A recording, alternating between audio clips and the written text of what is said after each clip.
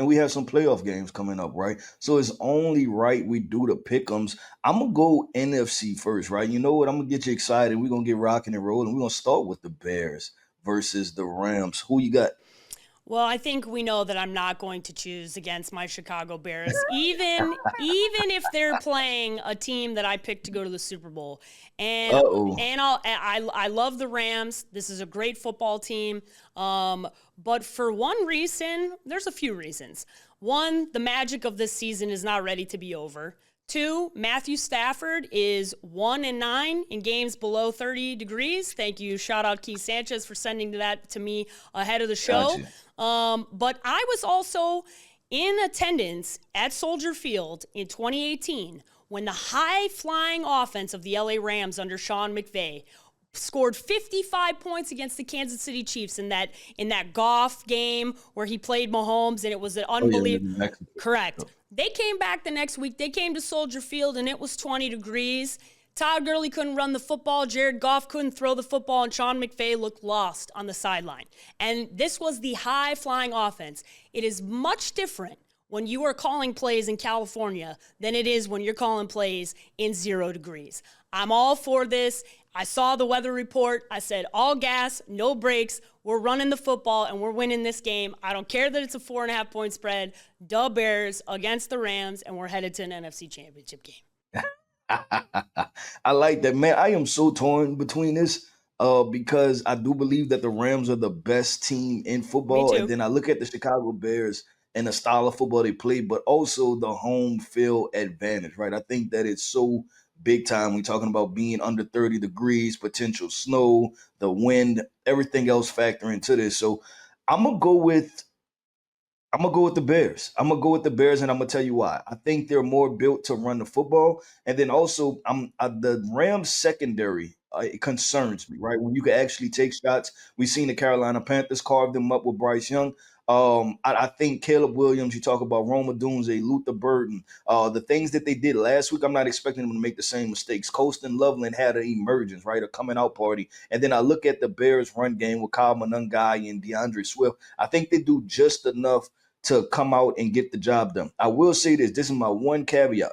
Chicago Bears, don't start slow. No, you Don't can't. start slow against this football team. Matthew Stafford is not Jordan Love. He's not No, going to let you come back. They're going to no. find a way to get the job done. So I'm going to go to Chicago Bears in a tight one. I think it's under 2 points. I think it's a 2 point game. The other thing is, too, Matthew Stafford injured his finger in the game against the Carolina Panthers, and you saw what he looked like before the injury and then what it looked like afterwards. I know Sean McVay obviously said today in his press conference he's going to be fine, he's going to play. Obviously, he's going to play through it, but even that little bit of an edge for when you're throwing a football into the wind in the cold. You heard Tom Brady talking about it during the Eagles game, and he was giving a demonstration of what it's like and what you need to do to be able to get the ball to pierce through that cold air. So just that little factor, and the Rams' best part of their game is their passing game, and it's much harder to pass when it's cold and windy in Chicago, and that for that reason I'm sticking with the Bears.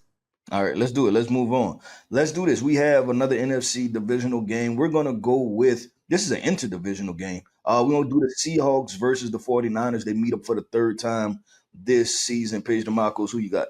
I think this is where the Cinderella story of the San Francisco 49ers ends. And it's because this defense in Seattle at home in one of the best environments in all of sports. And I'm not talking in football, I'm talking in all of professional sports.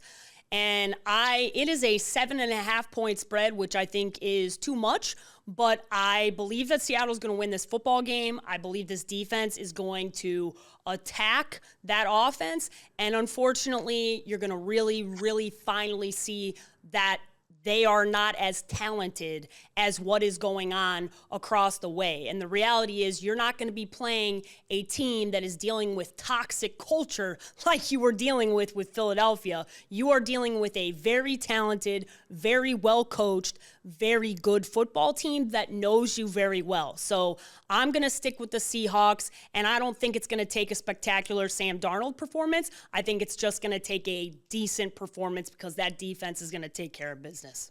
Yeah, I'm gonna go with the Seahawks, and you made a very good point. I think this is when you hit the talent threshold, right? There's no newness to this situation. There's the third time y'all played each other, right? So schematically, there are tendencies that the other Correct. team knows about, right? I think this is when you're going to see that the 49ers just don't have their dogs. They don't have their all pros on the football field, right? They're missing a Brandon Ayuk. They're missing a Ricky Pearsall as the first round pick. George Kittle out with a torn Achilles. I think this is when it shows offensively because you're so familiar with each other. When it gets to these type of football games, it's not about schematics. It's about your guy versus my guy, right? Who's the better football player? And unfortunately, the 49ers have a really good football team. They're just on IR right now. Yep. Yep. All right. Let's do this. Let's go to the AFC. Well, this should be interesting. I'm interested to hear how you feel about this. The Bills versus the Broncos. Who you got?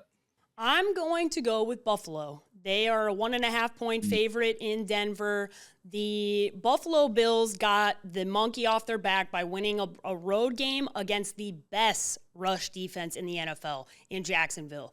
Yes, Denver is still a very good rush defense, but their one weakness is when you have an elite mobile quarterback. Denver, meet Josh Allen, an elite mobile quarterback. I think this is his opportunity to shine. All that storyline and all the whole narrative going into Jacksonville, that's now off their back, and I just can't buy into Bo Nix yet. I can't do it. And the strength of Buffalo's defense is their passing defense, and I anticipate they're going to get a couple of turnovers off of Bo Nix, and this is going to be the end of the Denver Broncos run this year. So I am going with the Buffalo Bills and Josh Allen to move on. Well, listen, this is where we split, right? And we split on this last week. You went with the Bills, I went with the Jaguars, and I was wrong, right? I feel better about this one. I feel better about this one because Sean Payton is an experienced offensive play caller, right? I don't think he's going to do the same thing that Liam Cohen and his offensive staff. I think they're going to take advantage of the Buffalo Bills' weaknesses, but then also I think that they had 2 weeks to kind of prepare, right? And just to give people some insight. Listen, you don't wait till you find out who you're playing, right? We're gonna start going over all of these teams, right? Start going over base level tendencies. So I think they have an advanced scouting report on the Buffalo Bills. I Man, Buffalo is just so tough because as much as I want them to win, right, for the city, for the franchise, I can't get over the fact that I think that this is the worst version of the Buffalo Bills that we've seen in a couple years, and I'm just waiting kind of for that talent threshold to hit, and it may hit. I'm predicting it to hit for the For Denver Broncos. for sure. I think the one thing is you and I both talked about the fact that Keon Coleman was not playing, and then he did play in this Jacksonville game. He Right. made a couple of crucial catches in that game, and we'll see what happens with him and how much he can play a factor. Brandon Cooks has obviously been very good for them, and they've been able to do just enough to win. So I'm not going Mhm. against Josh Allen after that victory against the Jacksonville Jaguars. Yep. Well, let's wrap this thing up with the matchup we just most recently figured out: the New England Patriots versus the Houston Texans. Who you got? I got to go with my boy Vrabel. I went against him in the first round and I was wrong. And this time, it's going to be a tough matchup, though. Drake May has taken some sacks this year, and that team likes to get after the quarterback. I think it's going to be a really good game. Very evenly matched. CJ Stroud's going to have to show up, and he's not going to be. If he turns the ball over, New England will make them pay. This is not the Aaron Rodgers Steelers defense with no weapons. They have weapons, they have a running game, and they can take advantage of it. They've got a great home field advantage, and I anticipate that this will set up for what will be an all-time fun AFC Championship game between the Buffalo Bills and the New England Patriots, and that's what I'm looking forward to. So, as much as I really love what I've seen, and as a girl who really appreciates defense, Texans defense, man, you deserve better. I wish you had just even a decent quarterback so that you guys could go win a Super Bowl, because that's what y'all deserve. But unfortunately, I think this is going to be the end of the road for them, and New England Patriots will be moving on. Yeah, man. Like you said, so much respect for the Houston Texans defense. I'm gonna go with the New England Patriots too, and we talked about it at the beginning of the show, right? I just think that the Patriots have more of an offensive identity, and they know what they're going to do, and they feel more comfortable executing. And then when it comes down to the quarterback play, right?